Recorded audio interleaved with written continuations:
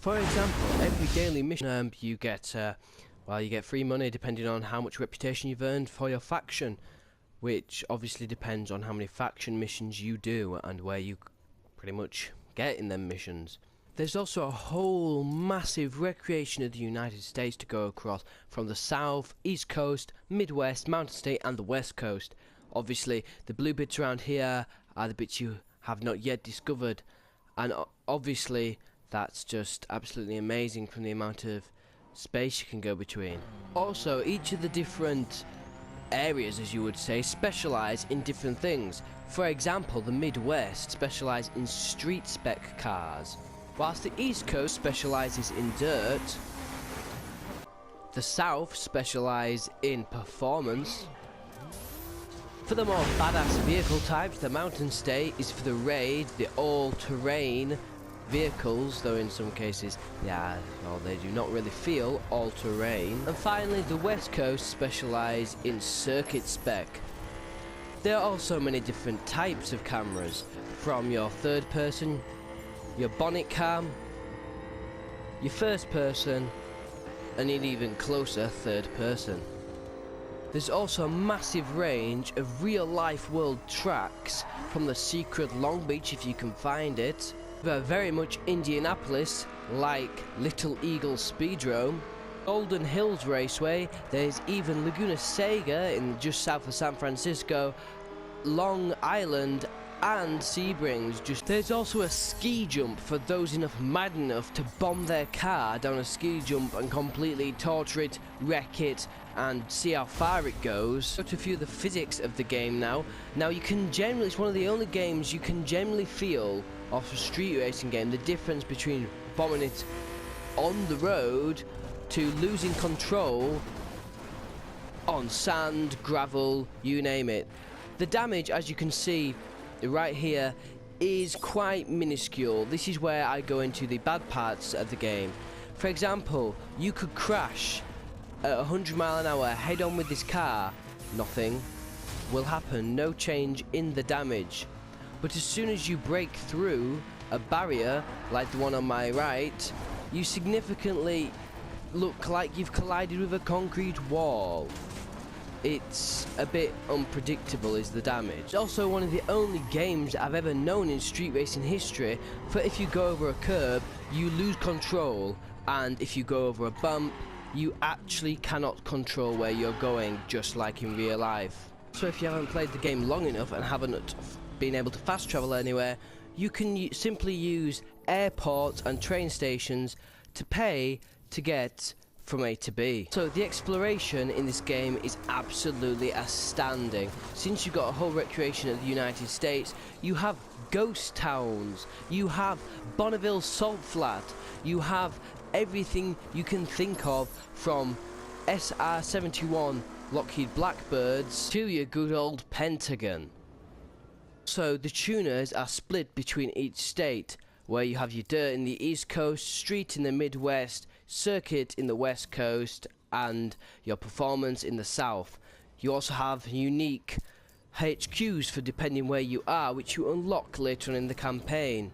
You have your workshop, where you can add any visual parts, performance parts that you've bought and haven't applied at the tuners, as the tuner is the same layout as your HQ, and you can also repair your vehicle from the accidents you have sustained while playing the game, though the actual cost of it is very minuscule to what you earn during the game. You also have in your HQ the collection, which shows the vast range of cars in the crew and tells you what spec you can have them for, and as the weeks have gone on, more specs have unlocked for more vehicles. For example, here the Raid Ford Focus did not exist at the release version of the game, but you have everything from your LaFerrari hybrids to your pickup Dodge.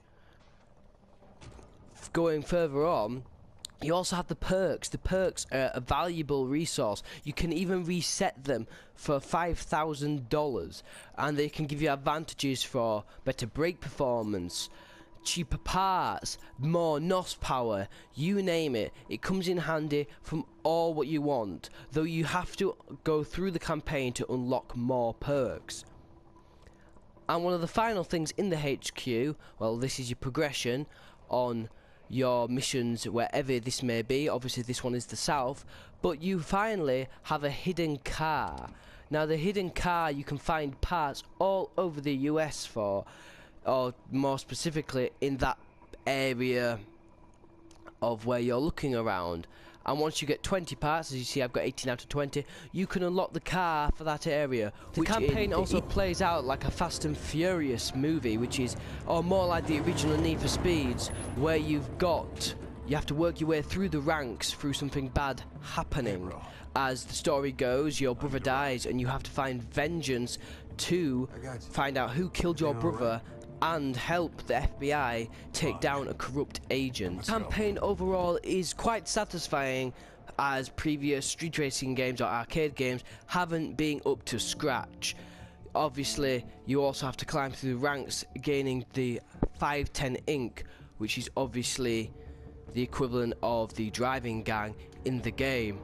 But I would definitely say it is one of the better campaigns out of any previous arcade game right on street racing genre area.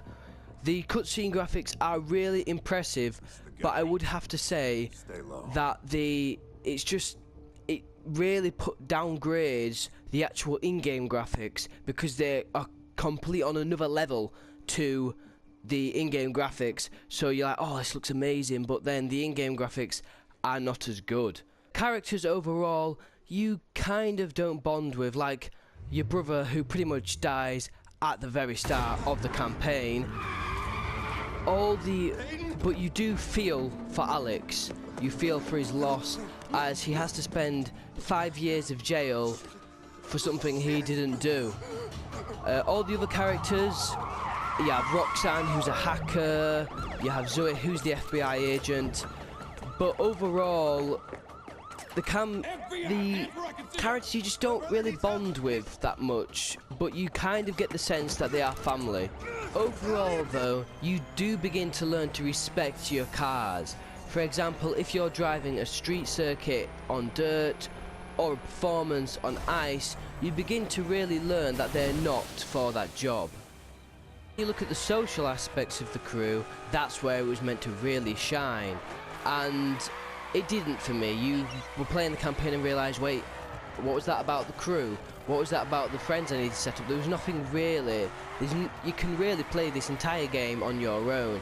And the massive bug I've been having is I've not been able to see my friends at all, not even them join my crew, which has been really frustrating, since the whole point of the game is never drive alone. Although the actual world tracks and motorsport events that are obviously in this driving game are quite inaccurate. For example, Pikes Peak, I'm driving up here, is nowhere near as long and as dangerous as it is. I've seen onboards myself of Sebastian Loeb smashing the record going at Pikes Peak, and you do not have wooden logs as the barriers. Another frustrating thing about those wooden logs is the fact that you cannot smash through them, even though they look breakable, which is really frustrating when it looked fun being able to do what a few drivers, or an unlucky driver, did a couple of years ago and ended up driving off Devil's Playground while doing the Pikes Peak. The map is kind of massively off scale since it is not to scale. For example, Colorado seems to be over here, where I don't know what state it's meant to be there. Really happy they have put in the world tracks, like one of my all-time American favourites is Laguna Seca, but watch this. Everyone knows Laguna Seca for the corkscrew, and what the heck is this? What is the elevation change in that? Nothing. I've driven Laguna Seca on numerous simulation and arcade games, and that is nowhere near the corkscrew as it is in real life. The physics, you can pretty much not drive a circuit car off-road, which means you do not get the overpowered noobs. It's absolutely fun for your explorer types, it's absolutely fun for your casual racer guys. For crash damage that you were expecting, I've never seen a game that has crash physics as good as Burnout Paradise. The mini games overall are fun to do in your spare time, but the whole point of the crew was to never drive alone, to always have a pal with you. But I just feel like the crew's not offered or done anything towards that. I just feel it's not done anything at all. And another annoying thing is, you can't really drift that amazing. This is a drift apparently. You can't even really do donuts, which is really disappointing for me who loves to doing donuts. Your cop chases are also highly annoying, as for some reason you do not have enough time to brake and reverse, which is highly stupid since you cannot do a handbrake turn and escape the cops.